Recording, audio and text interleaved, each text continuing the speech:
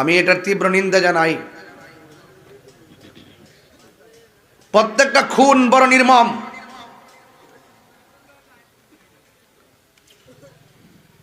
যে তাণ্ডব লীলা বাংলাদেশে চলছে, এটা খুনের রাজ্যে পরিণত হতে চলছে। কথা বলেন ঠিক না বেঠিক? আর একটা প্রবলেম হলো, যখনই কেউ কোনো অন্যায় করে ঠাস করে ধারণা করে একটা রাজনীতির ট্যাগ দিয়ে তার উপরে দোষ ফালাই দেয়, তখন প্রকৃত আসামিরা তারা ধরাছোঁয়ার বাইরে চলে যায়। ঠিক কিনা বলে?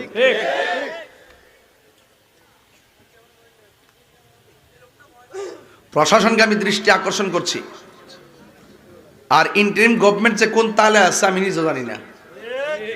মানুষ মরল গায়ে লাগে না, দেশ গেলে গায়ে লাগে না, সারা দুনিয়ার গাড়ি ঘোড়া ভাঙ্গে আগুন লাগাইলো তাদের গায়ে লাগে না। আরে ভাই, আপনার সাথে আমার রাজনৈতিক দূরত্ব থাকতে পারে, ব্যক্তিগত মতাদর্শের ভিন্নতা থাকতে পারে, তাই বলি কি একজন মানুষকে মেরে ফেলার জন্য গুলি করা যাবে?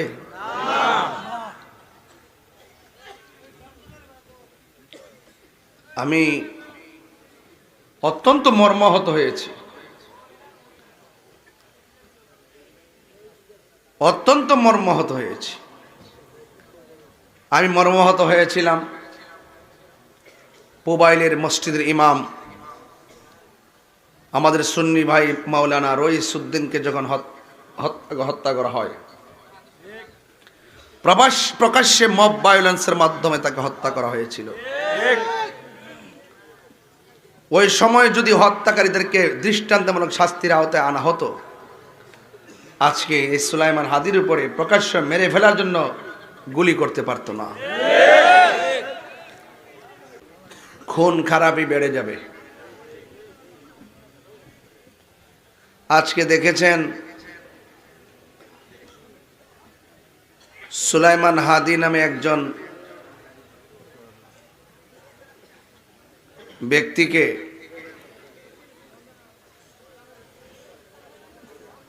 প্রকাশ্যে দিনে দুপুরে গুলি করেছে। সেই সংকট অবস্থায় হসপিটালে মৃত্যুর সঙ্গে পাঞ্জা লড়ছে।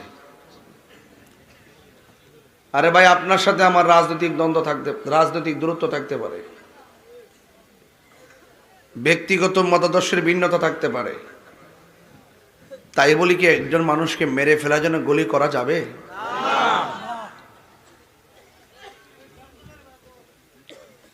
আমি অত্যন্ত মর্মাহত হয়েছি, অত্যন্ত মর্মাহত হয়েছি। আমি মর্মাহত হয়েছিলাম পুবাইলের মসজিদের ইমাম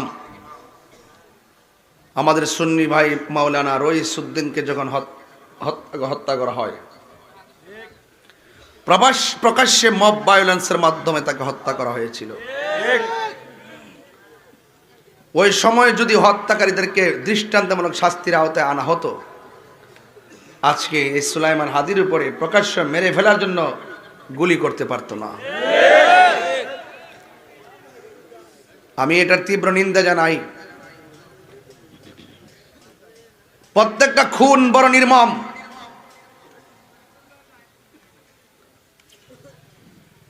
যে তাণ্ডব লীলা বাংলাদেশে চলছে, এটা খুনের রাজ্যে পরিণত হতে চলছে। কথা বলেন ঠিক না বেঠিক? আর একটা প্রবলেম হলো, যখনই কেউ কোনো অন্যায় করে ঠাস করে ধারণা করে একটা রাজনীতির ট্যাগ দিয়ে তার উপরে দোষ ফালাই দেয়, তখন প্রকৃত আসামিরা তারা ধরাছোঁয়ার বাইরে চলে যায়। ঠিক কিনা বলে?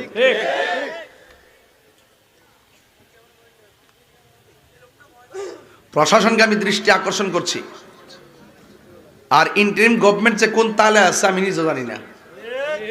মানুষ মরল গায়ে লাগে না, দেশ গেলে গায়ে লাগে না, সারা দুনিয়ার গাড়ি ঘোড়া ভাঙ্গে আগুন লাগাইলো তাদের গায়ে লাগে না। এইভাবে কি দেশ চলতে পারে? মতাদর্শের ভিন্নতা হলেই কি গুলি করতে হবে? মতাদর্শে বিন্নত হলেই কি তাকে মেরে ফেলতে হবে? প্রত্যেকটা মানুষ অনিরাপদে ভুগতেছে, প্রত্যেকটা মানুষ নিরাপত্তাহীনতায় ভুগতেছে। প্রশাসনকে বলবো, আপনারা ঘুরে দাঁড়ান। আপনারা প্রশাসনকে যে যাই বলুক না কেন, আপনারা যে নিরুপায় সেটা আমরা বুঝি। যারাই ক্ষমতার মস্তদে বসে তাদের ইশারায় আপনাদেরকে চলতে হয়। আপনারা ঘুরিয়ে দাঁড়িয়ে যান, আপনারা বলুন কেউ ক্ষমতায় আসবে, কেউ ক্ষমতা যাবে, আমাদের প্রশাসনকে স্বাধীন করে দেন। যারা এই সমস্ত ন্যাক্কারজনক ঘটনা ঘটবে, কোনো ইশারায়, কোনো লবিংয়ে, কোনো তদবিরে ওই সমস্ত অপরাধীরা বেঁচে থাকতে পারবে না, অপরাধীরা পালায়ে থাকতে পারবে না। কথা বলেন ঠিক না বেঠে? যদি পুরো আইনের প্রয়োগ না হয়, আজকে আমাকে, কালকে আরেকজনকে, কথা বলেন ঠিক কিনা?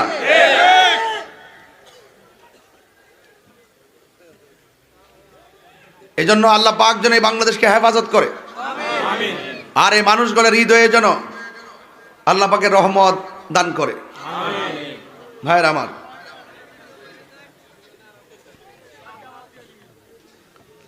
আহলুস সুন্নাত ওয়াল জামাত লক্ষ্য করছে যে বাংলাদেশে রাজনৈতিক অস্থিরতা বিরাজ করছে, এরপর জনজীবন অতিষ্ঠ হয়ে পড়েছে। এই জন্য আহলুস সুন্নাত ওয়াল জামাত এখন রাষ্ট্রের হাল ধরা প্রয়োজন হয়ে মনে পড়েছে। ঠিক না বেঠিক? এই জন্য আমরা রাজনৈতিক সংকট দূর করণার্থে, সার্বভৌমত্ব সুরক্ষায় এবং সম্প্রীতি জোরদার করতে আহলুস সুন্নাত ওয়াল জামাতকে এগিয়ে আসতে হবে। আর আহলুস সুন্নাত ওয়াল জামাতের কাছে দেশ এবং জাতি নিরাপদ। কথা বলেন ঠিক না বেঠিক? যাই হোক, শুরুতেই আপনাদের খেদমতে জানতে চাই, আল্লাহর হাবিব সাল্লাল্লাহু আলাইহি সাল্লামের মর্যাদা বাড়িয়েছেন কে? আল্লাহ। নবীর পক্ষে থাকলে শান মান কি বাড়ে না কমে? রাত্র প্রায় 11টার উপরে আমি মাহফিল যখন রেখেছি তখনই বলেছি আমি 11টায় আসব। আমার কিন্তু কোনো কমিটমেন্ট যা করি তাই করার চেষ্টা করি।